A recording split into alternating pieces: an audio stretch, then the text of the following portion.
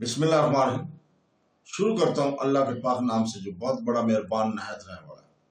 دوستو، بہنوں، بھائیو، بزرگوں، السلام علیکم ورحمۃ اللہ وبرکاتہ۔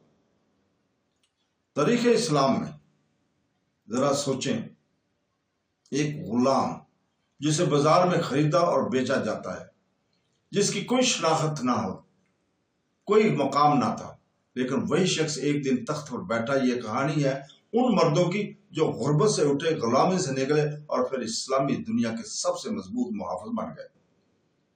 جی ہاں، ہم بات کر رہے ہیں سلطان رکن الدین بیبرس کی، ایک مملوک غلام جس نے منگولوں کو روکا اور امت کی حفاظت کی۔ یہ صرف اقتدار کی داستان نہیں، یہ حوصلے، تربیت اور غیر معمولی قیادت کی کہانی ہے۔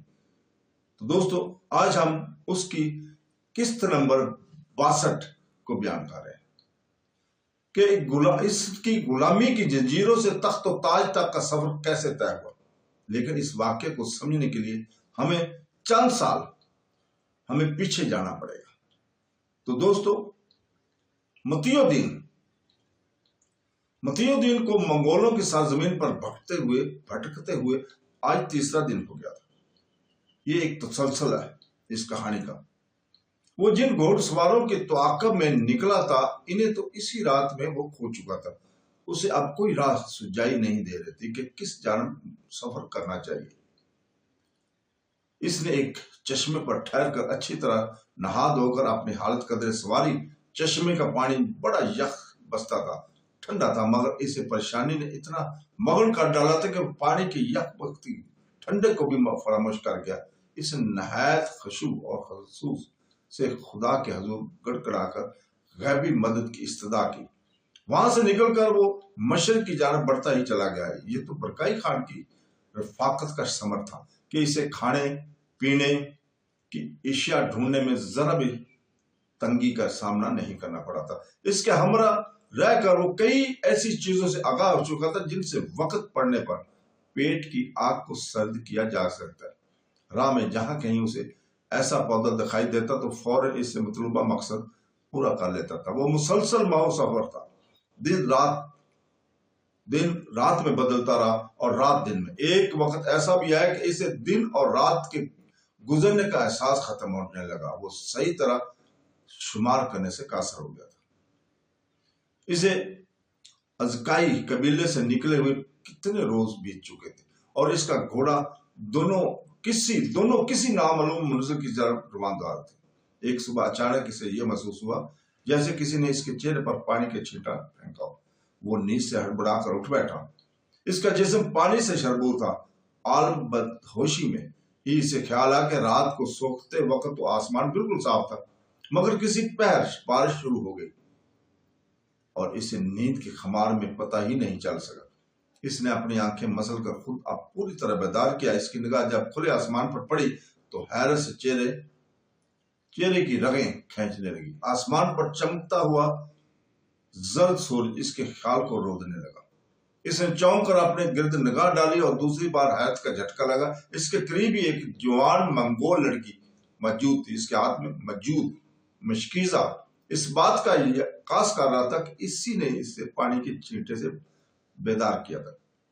وہ اس ویرانے میں منگول لڑکی کو پا کر جہاں متحیر تھا، وہیں اسے ایک نئی امید کا سہارا بھی ملا تھا۔ تو دوستو، دوسری طرف اگر اب ہم بات کرتے، غازی عبداللہ شافی الکرک سے سیدھا مصر پہنچا اور کیرا کے بحر ایک چھوٹے سے قصبے المہا میں قیام کیا۔ یہاں پہنچنے پر اسے یہ علمزدہ اطلاع ملی کہ جمال الدین الامرائی اپنے ناپاک مقصد میں پوری طرح کامیاب ہو چکا ہے۔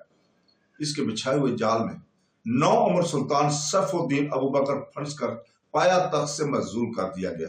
وہ لمحہ بھر کے لیے دل محسوس کر رہ گیا تھا۔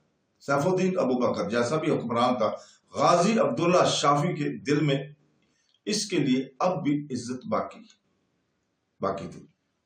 جو ہونا تھا وہ ہو چکا تھا، ہونی کو بھلا کون ٹال سکتا ہے۔ اس نے متاسف بیٹھے رہنے کے بجائے فوری طور پر عملی قدم اٹھانے کا فیصلہ کیا۔ اب اس کے پاس وقت زیادہ نہیں بچا تھا۔ ایک جانب اسے جمال الدین امرائی کی مزید پیش قدمی سے روکنا تھا، تو دوسری جانب نجم الدین ایوب کے لیے راہ ہموار کرنا تھا۔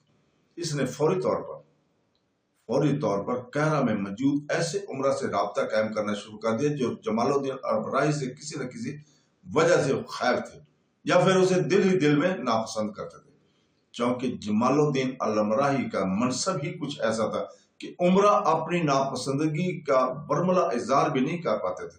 غازی عبداللہ شافی کا پیغام پاتے ہی ایسے عمرہ ایک مختصر جماعت نے اس سے فوراً رابطہ قائم کر لیا۔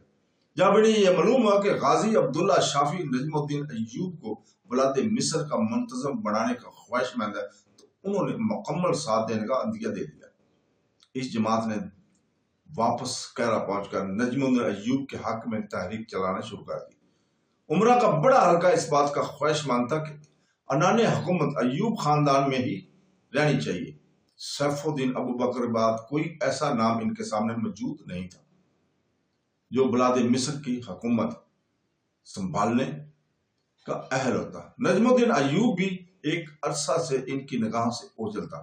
دوسرا، اس کے بارے میں متضاد خبریں پھیلی ہوئی تھی کہ وہ شاید زندہ نہیں ہے۔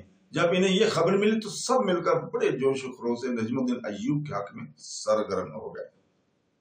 بطور سربراہ حکومت جو نام ابھی تک مجلس عمرہ میں پہنچے تھے، ان میں ایک نام تو امیر جمال الدین المرائی کا تھا اور دوسرا نام الملک الصالح عماد الدین اسماعیل حاکم دمشق کا تھا۔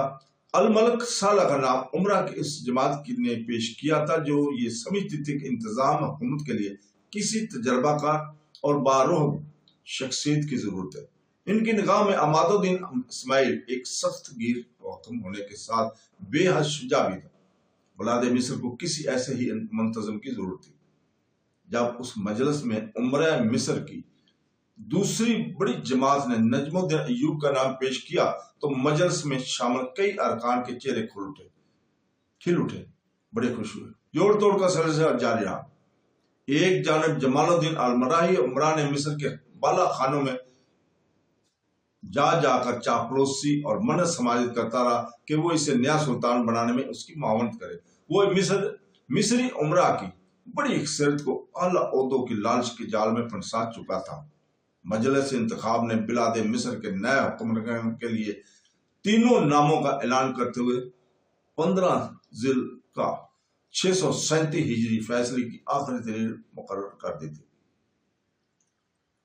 تمام معززین اور عمرہ کو ہدایت کی گئی تھی کہ وہ اپنے آراء میں تاریخ تک ان کے پاس جمع کروا دے تاکہ رعیت کے خواہش کا احترام کیا جا سکے۔ تو دوستو، آج ہم یہیں ختم کرتے ہیں۔ کل ہم اگلی قسط رکن الدین ببرس، سلطان رکن الدین ببرس کی 63 نمبر قسط کل انشاءاللہ تعالی اس وقت آپ کے سامنے لے کر آئیں گے۔ اللہ حافظ۔